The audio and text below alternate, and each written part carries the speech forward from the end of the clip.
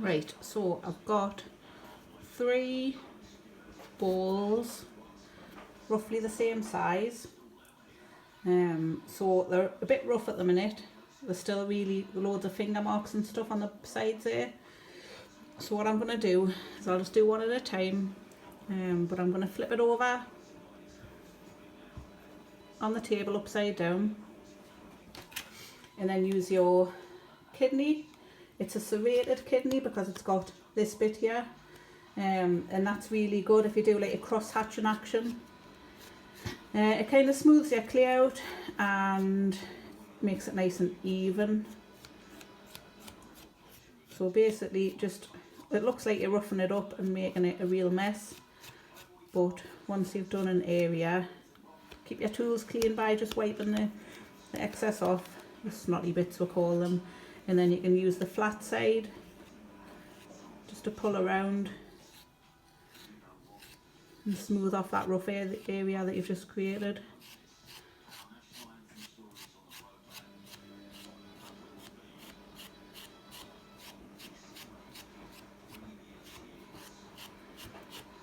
There's always one little bit that won't go. So, yeah.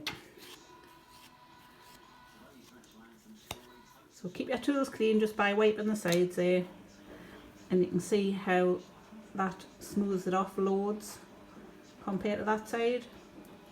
So you just kind of work all the way around with all 3 of them, and then we'll come back to you.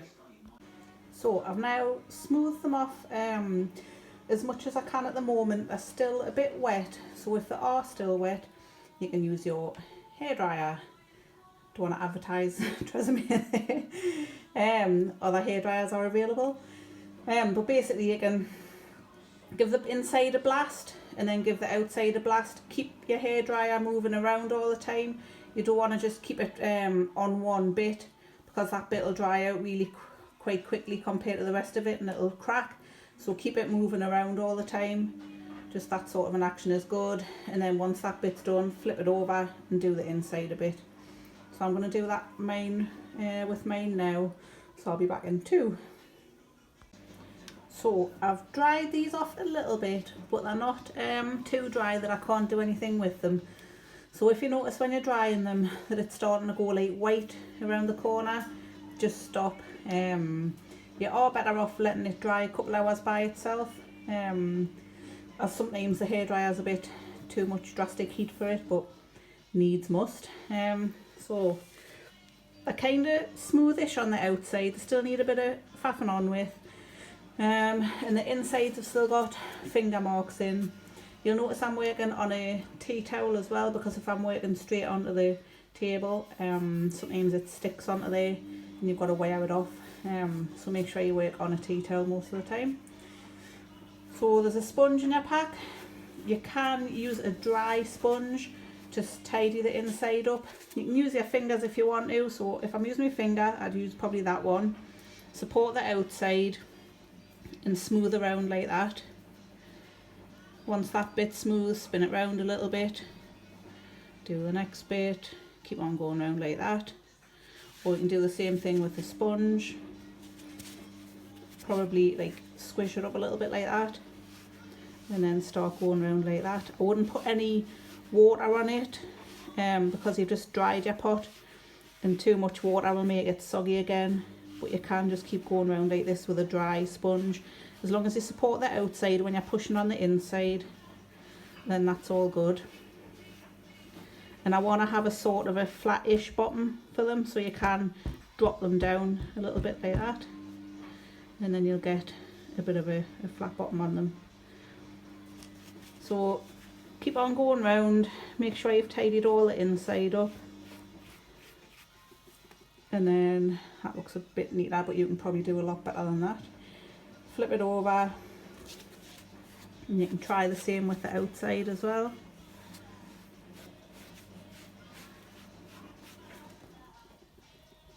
As I say, sometimes your fingers and your hands are the best tools, so if you can get away with them, then I would use them. But always support your pot. Like you notice how I've got my thumb and my finger on there, so it's not going to go anywhere when I'm pushing against it.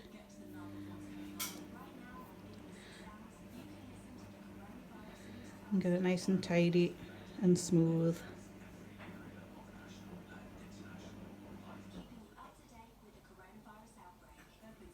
So I hope you can see that that's getting a little bit smoother. So I'm just going to continue on for the next 20 minutes or so and smooth all these off, and I'll come back with the next step. Okay, so now I've got 3 bowls. They've got smoothed insides and smoothed outsides. So the rims are really rough on them. So I'm going to show you quickly how to do those. So water, a little bit between your finger and your thumb. Support the outside of the pot and then pinch it and slide it along, and it'll narrow the rim out and it'll start to smooth it off and make it look much neater. And you can do that all the way around. And don't worry if it's not exactly perfect all the way around. It's a handmade pot, so it needs to have a bit of character.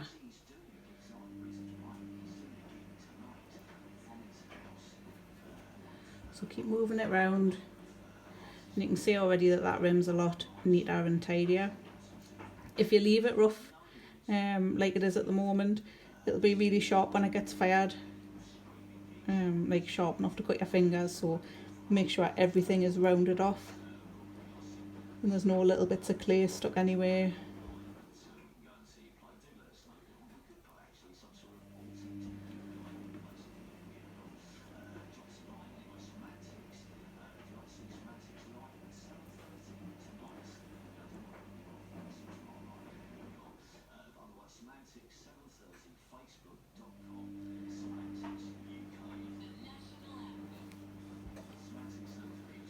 Nice little bit.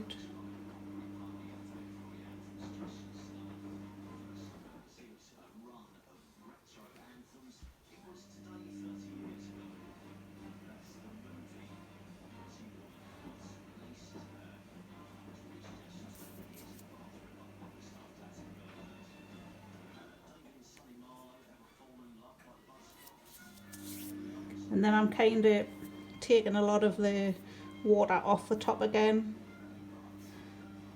and just giving it a last smooth down. You can try it with your sponge as well. Dip it in your water, rinse it out, and then you can do the same sort of action with that. And kind of smooth it off with your sponge. So whichever way you feel comfortable with, you just do it. So I hope you can see that's a lot neater, the rim. If you need to, you can keep fiddling with it and smoothing it right off. You can actually draw patterns and things on now if you want to. So if you've got a pencil handy, you can do some patterns on there. Otherwise, I'm just going to continue doing these two. Oh, actually, what you can do as well is you've got guides. I'm advertising Wix now. Yeah, you've got guides in your pack. Another nice idea is just to decorate the rim. So you can push this in, and then that makes a little pattern all the way around it. But again, just support it as you're doing it.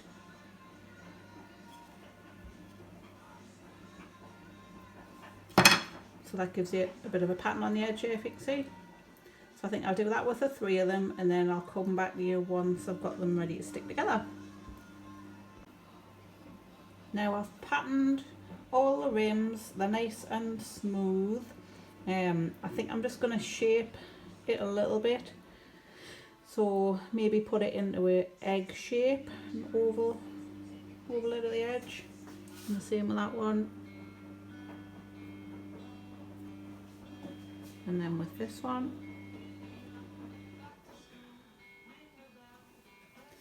And then put them so they look right. That's about right. And then I'm going to just gently pinch these together there. Pinch those together there. And pinch that one together there. So I've now got 1, 2, 3 sides that I'm going to cross hatch and slurry and stick together.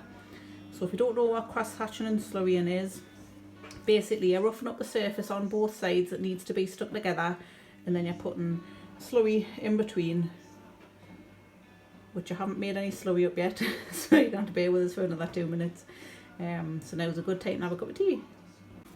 Right, I've made some slurry. I have also done a tiny little video on how to make slurry slip, if you haven't already got any handy. So basically that's it there. Then the areas that I want to stick together are where I'm marking with my pencil.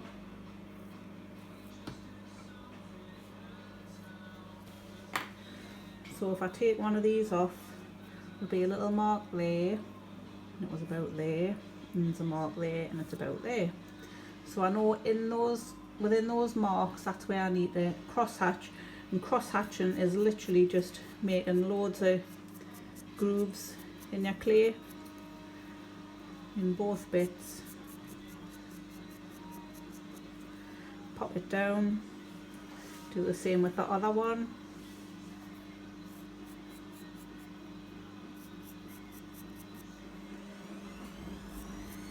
So you want that slip to sink into all of these grooves, and then into the one that you're pushing it against as well.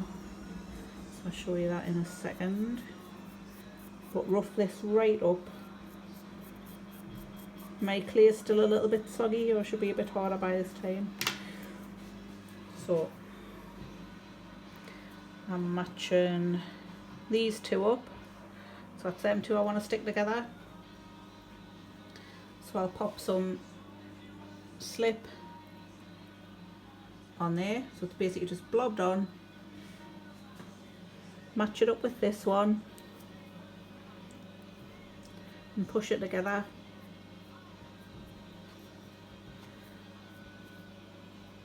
Doesn't matter if you lose your shape a little bit, you can push it back into shape in a bit. But that's roughly stuck together there, and I'll show you how it is there. Get it right.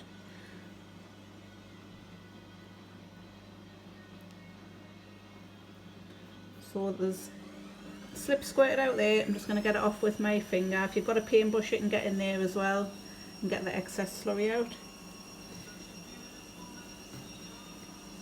But first I'm going to get it all attached. So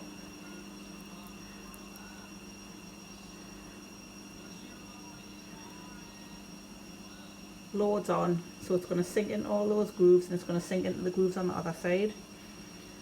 Match it up. Try and keep your fingers clean as well when you're touching the inside, because you've already made that nice and smooth. You don't really want to mess it up again. So squidge it together. Get all those grooves filled up with slip.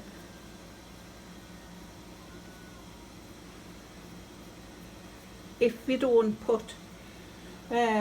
cross hatch and put slip in between, generally they'll pop off when they get fired. So make sure you really do this well and good. So that's all stuck together. Sort out the shapes that you had before. It was roughly like that.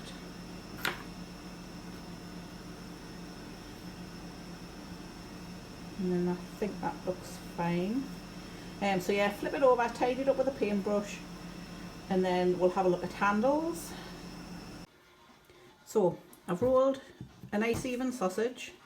I've just done a little video on that, so you can have a look at the other videos and find that one if you need to know how to.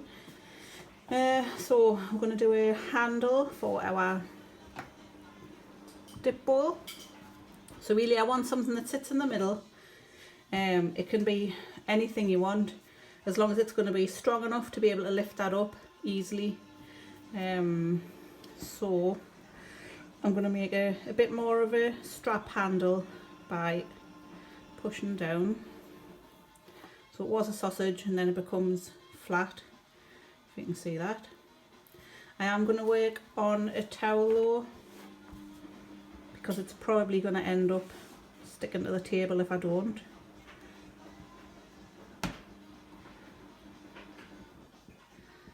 So I've pushed that down into a nice even flat strap handle. I've got loads of finger marks on there, so I'm just literally going to smooth it over like that. Get rid of those marks. Flip it over. Do the other side. Make sure it's nice and smooth everywhere. And then I've got a handle that I can figure out what shape I want. So I might actually cross this one over and do it in that sort of a style. So it's going to sit on top of my pot like that. Obviously that's too big, so I can chop off some bits there, but I'll make it in keeping with my with the shape underneath. So I'll just mark it with a pencil or a needle tool or whatever you want. Cut it off about there, and then on the other side we'll cut it off about there. So I can take that back off, pop it down on the table, cut through with either your needle tool or you can use your kidney. Just cut it like that, and that one. So I don't need those bits anymore, get rid of them. So now I've got a nice handle to pop on the top, but it needs to be cross hatched. So lift it over, cross hatch on the bottom where it's going to sit on here. Do the same with your rims of your bowls, just make a mess. Because the more deeper grooves there is, the better the slurry will sit in there. So got my slip back, blob it on, blob it on. Keep your fingers clean, that's too dirty, so try and keep them clean. And then I'm going to match that back up to where I had it on there, which was around about there.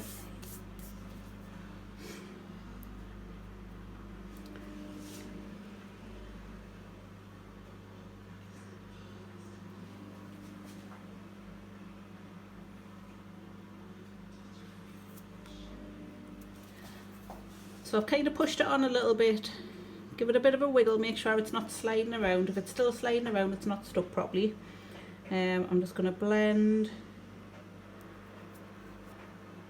the end of the handle in there a little bit. So every time I'm blending it, there's a little bit coming off on my hand. I'm just getting rid of that on my other hand. Or you can keep a towel or something next to you. So make sure that's nice and neat, and then I'll flip it round and do the same on the other side. So you can get in there.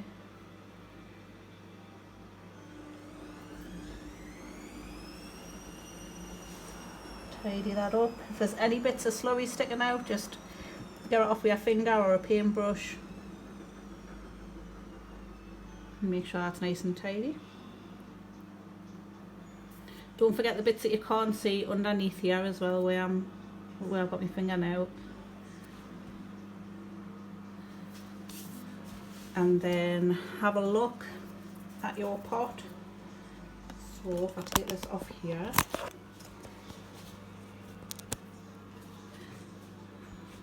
so figure out if the handle looks right. If it doesn't, just squidge it up a little bit. If you want it more of a triangle shape to match in with the edges of these, then that's all good.